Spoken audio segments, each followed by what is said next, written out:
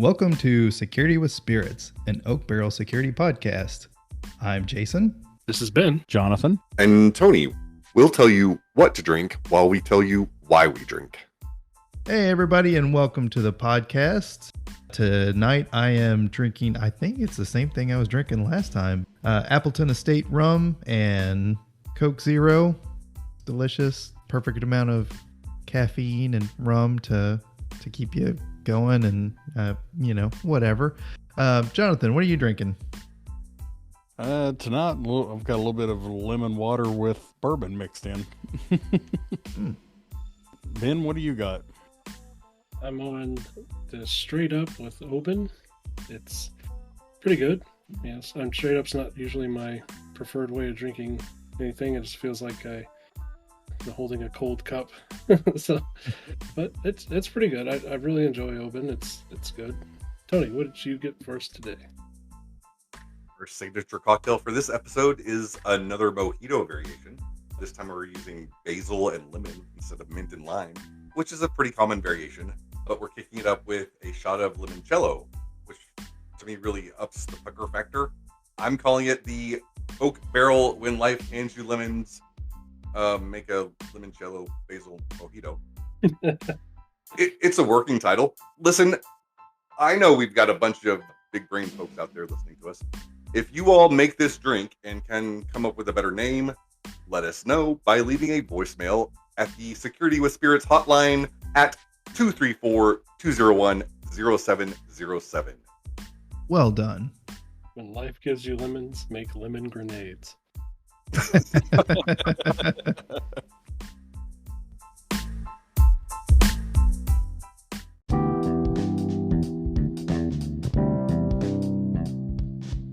All right, well, today we are talking about remote work. Hooray!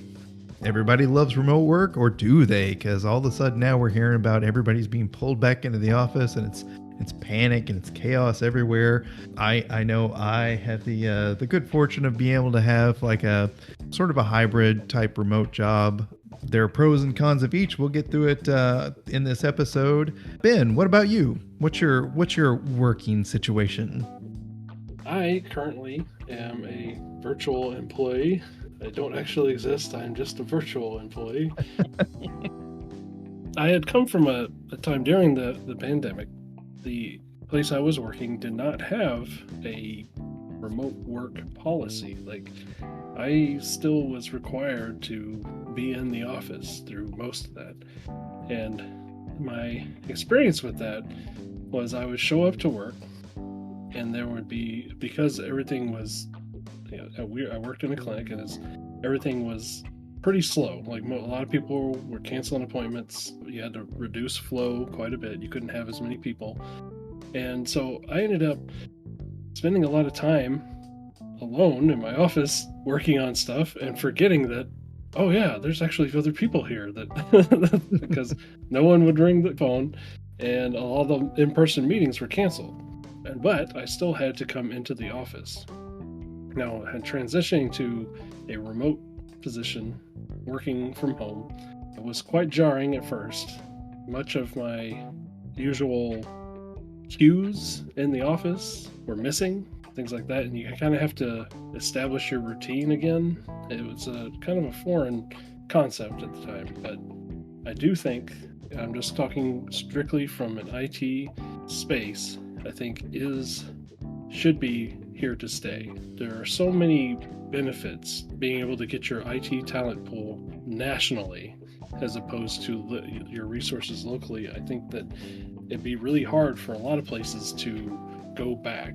What about you, Jonathan? Also working in an office prior to the pandemic, and we were able to work remotely here and there if need be. We had the capability with our devices at the time, and it was very common, but it's kind of frowned upon if you needed to do it too much, if you know what I mean. Some people would really take advantage of it. There's just a lot of pros to being able to work remote, and that's what I do now fully, where, like you said, you're able to have a workforce that's all over. So I feel like if an area is being impacted by the weather, you've still got people that's not being impacted by the weather that can actually keep working. And I mean, as long as you're able to maintain those network connections. That's a solid point, right? We value geographic diversity in our infrastructure. Why not in our personnel? True. I understand your point with the accountability factor and the productivity factor, and I think a big part of that, of what us as employees and as workers need to realize, is that if we want this remote work to be fixed in our lives, we should make sure that we are delivering our deliverables and truly bringing our A game to the job, so to speak.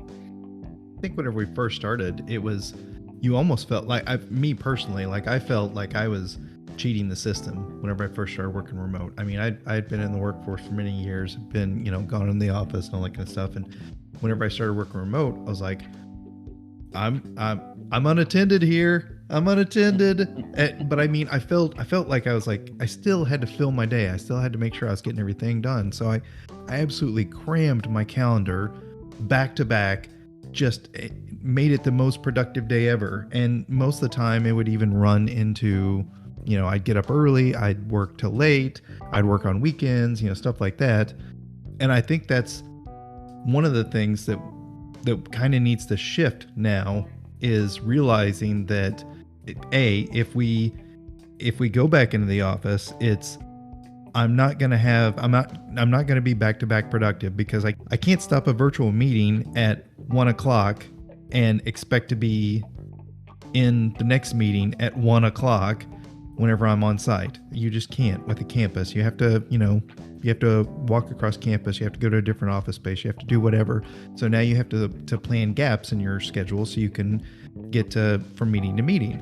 I think we have to start doing that now to give us a little bit of breathing room and not pack our calendar, which is tempting to do just to make yourself look busy, even though you are busy. But I know you feel like you have to feel busy. But put some time in the day, and I that's a practice that I've been doing recently, and it's working out really well. Is I'll put 15 minutes here for administrative work, like I'll work on whatever stuff that I need to take care of, catch up on emails, stuff like that.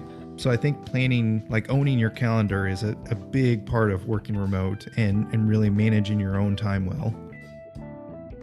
Yeah, I agree with that. I think one of the problems that when I first started working remote is I would start working, and then I'd look up and it would be 6:00 in the evening. Yeah. I was like, Yeah. I forgot to take my lunch. I didn't even get up to use the bathroom. I didn't even get something to drink. And I started realizing, now that I don't have these in-office cues of people come in by, or seeing the manager, so to speak, I don't have these behaviors that I've learned over this lifetime of being in the office are gone. and I'm finding myself almost overworked, like you were saying, like you were just back to back productive. Mm-hmm. That you start to get worn out in a different way, if that makes sense. What do you think, Tony? How's your work situation? Well, I mean, work from home has definitely forced us to change the way we think about work, right? We're seeing that there's a big difference between being busy and being productive. There were people that thought they were getting a job done just by occupying a cubicle for 8 hours. Oh, Those people. that's a very good point. Yeah. Spending all day trying to avoid everybody else, and trying to take Long lunches. Yep. But they're always in every meeting. Right. They're very visible, right? Yeah. Yep. But I mean, it's the thing with IT, right? We're not building widgets. You've got to ask yourself: do you want to maximize your workers' output, or do you want to build a community of people working toward a common goal? And those are the metrics you need to be thinking about, not like how long they're staring at a screen. So right off the bat, both of you all of you have mentioned like things that like I've started telling other people, it's like, set boundaries. It's okay to, I mean, like Jason's talking about, having those chunks of time in there. Put that in there. Take breaks and move around. I remember being in the office and it'd be like, oh God, I've sat here for 4 hours. I've got to get up and move around. And now it's like, if I don't like have my watch don't go off, hey, you need to stand up. It's like, yes, I do. I can feel it. Mm-hmm. And I shouldn't feel guilty over getting away from my desk for 5 to 10 minutes so I can stretch, move around, go to the bathroom. I mean, that was one of the first things that I started feeling guilty about. I was like, I've got to go to the bathroom when I started working remote, and just... Did you say you felt? Yeah, I felt guilty, like You felt going to the guilty for bathroom. going to the bathroom? Yes, yes, because I wasn't. Well, there was that feeling of like needing to be available between the hours of 8 to 5 full time, And in front of that screen all the time. and I had to remind myself, I would take breaks when I was in the office. I would go to lunch, like that's Yeah. allowed. Yeah. And we didn't think anything about it. Like, we would come out and we would be like, where's, What are we eating today? Yeah. Discuss it for 30 minutes. Yes, exactly. you'd come out and you'd be like, where's, Hank? And they're like, Hank went to lunch. And you're like, okay, back to your office. Like, you didn't think anything about it. But now you see that the messenger client go offline and you're like, Yep. he's Everybody's sleeping. seen it. He's playing video games. He's, he's out fishing. Like, what's going on? This episode brought to you by changing your password. Changing your password, keeping you safe since 1972. Also manage your message status. Like, Yeah. I'm very guilty of this too. But if there are times when I'm doing work, set yourself to busy. Virtual shoulder taps will kill your day, just like in-person shoulder taps happened whenever we were in the office. Hey, you got a second? Yeah. Mark yourself busy. Get some stuff done. Yeah, I find that there's been a huge increase in virtual shoulder taps, versus what I would get in an office environment. And because it's just that easy, if you're there, Yeah. Ding, hey. Well, if you're there, they were pulling up a chair and sitting down beside you. It's like, oh my gosh, just go away.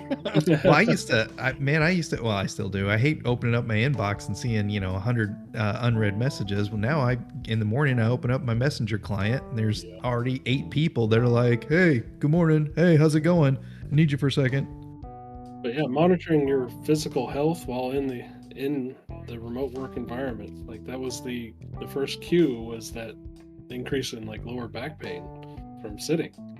Yeah. And I didn't realize that how long I was doing it, and so I started setting on my calendar, like, hey, you need to get up and do something here, and take back your calendar. Wait, that even when I was in the office, I would go take a break, take a walk to clear my head, try to gather my thoughts. Yep. But I can tell you that it's a lot nicer to do that when I'm not wearing business casual. Yeah. Yes. Or walking around, the workplace, so to speak, walking in your neighborhood or whatever. Yeah. One of the things that I've been seeing this for years, I actually put something out on LinkedIn about it, is these virtual conference software packages. One of the things that they're really missing is an away from keyboard function. There's so many times that we're all on a virtual meeting and we're on there for, like, let's say there's a bridge open, or let's say there's an extended meeting or something like that going on, and you're on there for an hour or 2 hours, something like that. And there's times where you gotta like step away and answer the door, or step away and go to the bathroom or something like that. Put a away from keyboard, so that way people aren't like, hey, Jason. Oh, he's not answering. He's a slacker. And you don't want to have to like message the whole group every time, right? Because that's disruptive. Yeah. Yeah. Back in the day, you would have something. You would have an event. You would have a breach. You would have something. The first thing you would do is pull the internet. Like, done. Shut them down. That's the connection. Now, with everybody working remote, also so many things dependent on the internet, that's not an option. So what do you do in that scenario? Yeah, you would really have to be much more involved in how you shape your outbound traffic anymore, like in controlling that that flow outbound as well as inbound in your rule sets and such, and having your network segmented off into the proper like zones and areas has become more and more important, since your virtual workforce still needs to connect if you want anything to be done. Yeah, watching everything is really one of the keys, like knowing everything that's going on, as painful as it can be. Yeah, knowing To your edge either- of your network. Yep.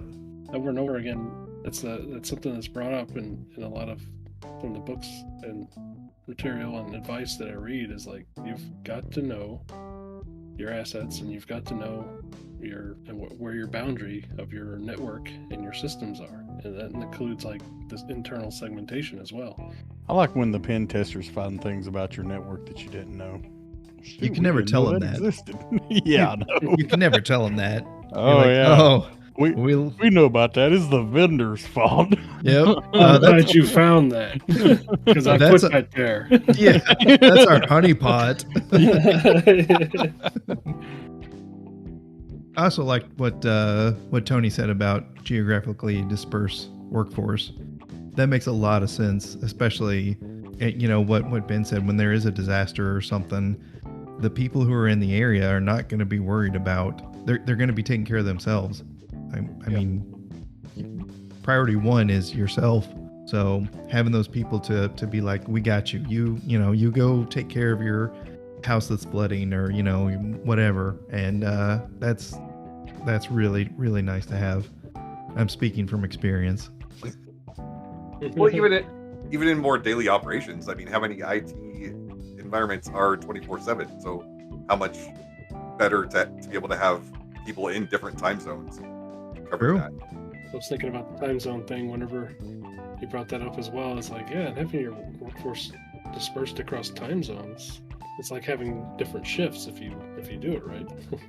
Mm-hmm. I mean, I don't know if I buy that one. Hackers only work 9 to 5, so. Right. Some of them, yeah. I think that's another benefit of working remote, is I know people who aren't doing tickets or tasks or whatever all day long and are more project focused and more geared towards the role hopefully they have leadership in place that gives them a little bit of freedom, that if they perform better between the hours of 2 to 10 or something like that, let them have it. Just get the work done, man. It's also a benefit for you. I mean, that's kind of nice to have, kind of that coverage everywhere. As speaking of coverage, working from home makes on call a little more tolerable, I guess. Like, I don't have to drive into an office or anything. You just walk down the hall and have my whole normal setup, not trying to operate from a remote setup that I'm not used to. True. That's a good point. Yeah. Yeah. Speaking of that, Tony, does everybody have like a dedicated workspace? That's something this is for work, and then when I'm done, I can step away from that, and it's like I'm not at work anymore. Yeah, that was the big game changer to make it really a happy place, as much as a happy place to work can be, is to have that separate physical space. Even if it's not a separate physical space, I know there's some people, like I'm fortunate enough to, I've got an office here and everything, but even those people who don't, I've seen a lot of cameras on, and they're obviously like in their bedroom or something like that, which is it's a bad idea, but I know if you got to do it, you got to do it. Have hopefully you have a work issued device. Make that device the work device. So that way it's kind of symbolic whenever, at that night, whenever you shut it off or you close the lid or whatever, it's done. Work is over. So even if you're a kind of a nerdy person like I am and still I like to be on the computer all the time. It's one of the things I love. I love technology. I definitely have 2 different devices. One is a work device. I'm still in the same space, but whenever work is over, that device gets shut down. I can fire up my MacBook and I'm good to go. I will say, before I had a separate office space, one of the things I did, like at the end of the day, get out of the house, like go for a walk, whatever, just have some sort of hard line between the end of the workday and your physical space, and kind of a reset there. Yeah. I mean, because used to, like, I had to drive home where I could decompress. Yep. I had like a 20-25 minute drive home, so that was a good time to clear my head, jam to some tunes, and kind of just wipe off the day per se. And just now you don't have that, it's got to change gears quickly. It's like, oh, now I'm home, snap. So I like what Tony's saying. Now, don't get me wrong, I can do without the commute.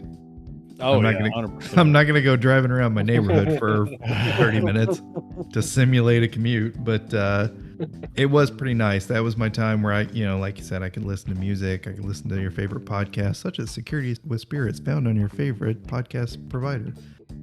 But yeah, that was like the kind of the end of the day cleansing. Yeah. So we've all espoused some of the great things about working from home and some tips and to make it livable. I will say one of the things that is a pitfall, it could be a serious issue for people if you genuinely like being around people and like working with your coworkers. The remote work is not something that you will enjoy. The office vibe is totally that's one thing that some days is missed. Like those days where everybody's just like everything's funny and everybody's just kind of in rhythm and it just works, or those days that everybody is super productive and you just get a bunch of stuff done. But then, I mean, that's also being a little bit nostalgic and you only remember the good things. There are also the days that everybody's fighting over the thermostat and, Yeah, like, not to be the downer again, but, a lot of that camaraderie was also sort of forced conformity with being in an office. I would like to think now that we're working from home, we can choose to hang out with our coworkers in our free time. Oh, that's nice. You said it was a downer. That you turned it around. So I got one I don't think you got a way around it. I miss being in the data center. Ooh. There's something about that air-conditioned room, all the lights, the cables, the cages. The sound. That white noise, yes. Yeah. In that respect too, like having access to, sometimes you just need the device, so to speak. Yeah. And having that direct access and making the beast come alive, so to speak, and when you're building like a server structure or whatever. Now it's all virtualization. Yeah. So good point. Yeah. One of the other things that I do have to talk, and it's probably, I don't know how this is gonna go, but we're seeing a lot of talk about people being brought back into the office, and I'm not sure if it is just people who don't know how exactly to manage people, so they're like, I need to see him to manage them, or if it's maybe some tax incentives or something like that that's driving this. I don't know, or the fact that they've spent millions on buildings and they feel like they need to fill them.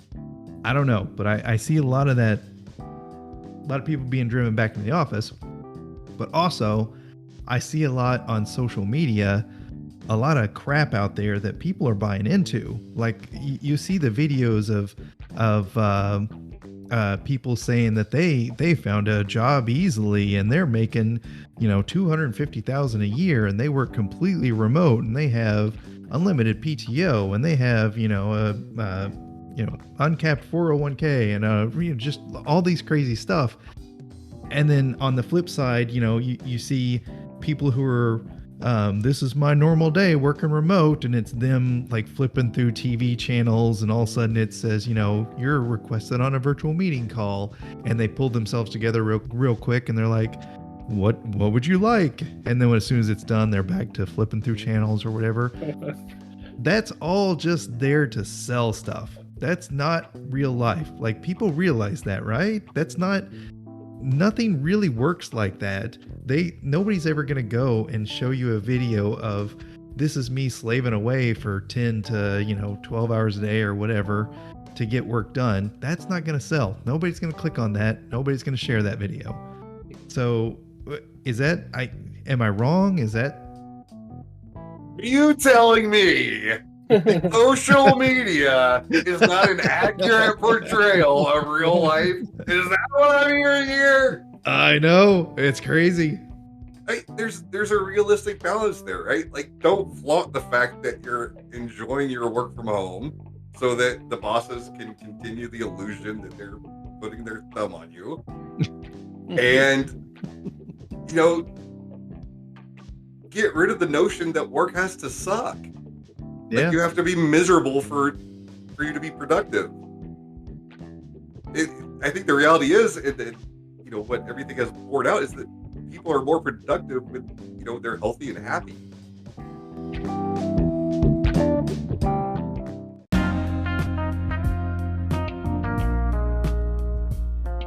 All right. Well, that's where we're going to end it tonight. A little bit of a high note. We kind of drug it down and brought it back up there, but hopefully you enjoyed the episode.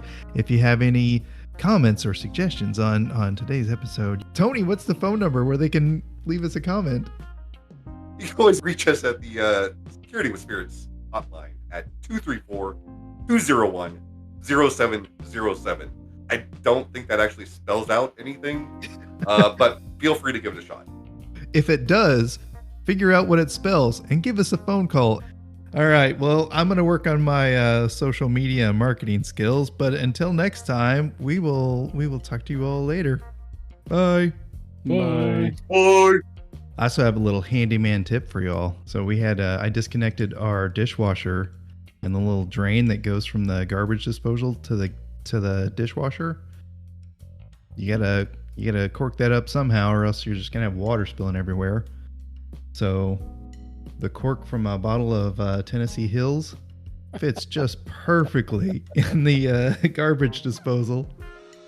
Of course, then I had to finish the bottle, so Yeah. That's just environmentally sound. That's recycling, reusing, reducing.